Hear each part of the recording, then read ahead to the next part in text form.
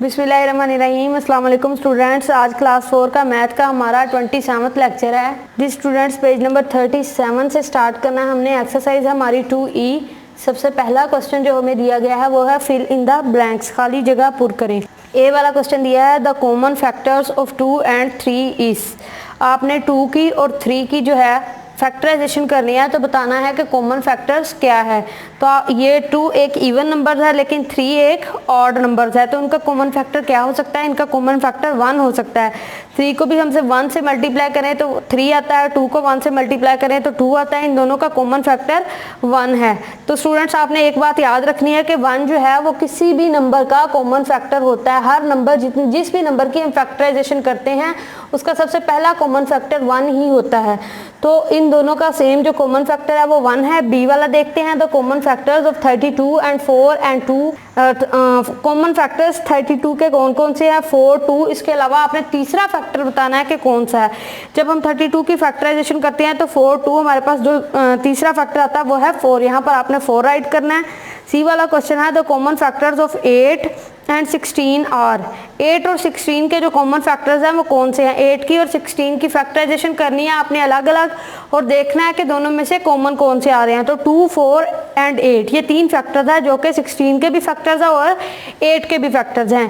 D वाली statement है the HCF of 8, 10 and 12 is. HCF होता है हाईएस्ट कॉमन फैक्टर, यानी कि आपने क्या करना होता है, ये जो नंबर्स दिए गए हैं इनकी आपने फैक्टराइजेशन करनी है। फैक्टराइजेशन करके देन आपने उनके जो नंबर्स हैं जो आपके फैक्टर्स आएंगे उनको राइट करना है। देन आपने देखना है कि तीनों के फैक्टर्स में से कौन कौन से फैक्टर्स जो हैं वो सेम हैं। जो सेम फैक्टर्स होंगे उनको आप अलग कर लेंगे और उनको मल्टीप्लाई कर लेते हैं और जो आंसर आता है वो आपका HCF होता है, जिसको आप हाईएस्ट कॉमन फैक्टर बोलते हो। तो इन तीनों के अंदर जो कॉमन फैक्टर है वो 2 है। ई वाला है उसमें dash is the HCF of 12 and 18। 12 और 18 का हाईएस्ट कॉमन फैक्टर कौन सा है? दोनों की फैक्टराइजेशन करेंगे देन उसका HCF फाइंड करेंगे तो वो 6 होगा। यहाँ पर आप 6 राइट करेंगे। Now turn the page is page number 38। जी पेज नंबर 38 पे क्वेश्चन नंबर 2 दिया गया है इसी एक्सरसाइज का।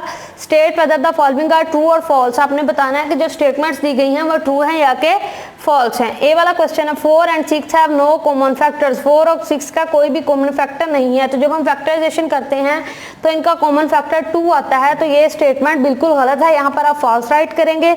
बी वाला क्वेश्चन है 1, 2, 3 and 4 are the only common factors of 12 and 24। 12 और 24 के कॉमन फैक्टर सिर्फ 1, 2, 3 and 4 हैं, तो ये स्टेटमेंट भी फॉल्स है क्योंकि इनके और भी कॉमन फैक्टर्स हैं।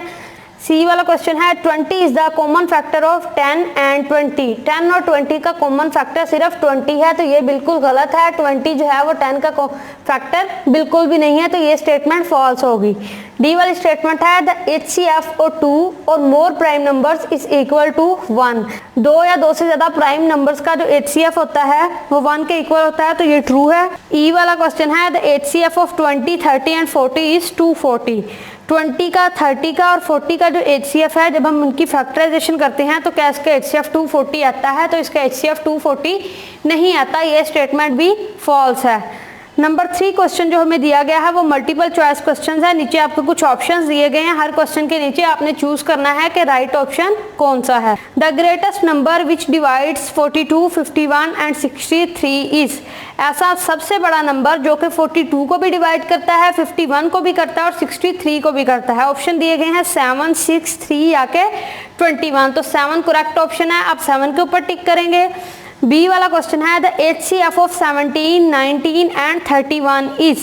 17 का, 19 का और 31 का HCF क्या है? 31 है, 1 है, 19 है या के 31 है, तो इसका HCF 1 होगा, या 1 के ऊपर टिक करेंगे। सी वाला ऑप्शन है the highest common factors of 81 and 45 is. 81 का और 45 का हाईएस्ट कॉमन फैक्टर क्या है? 3, 9, 5 या फिर 15।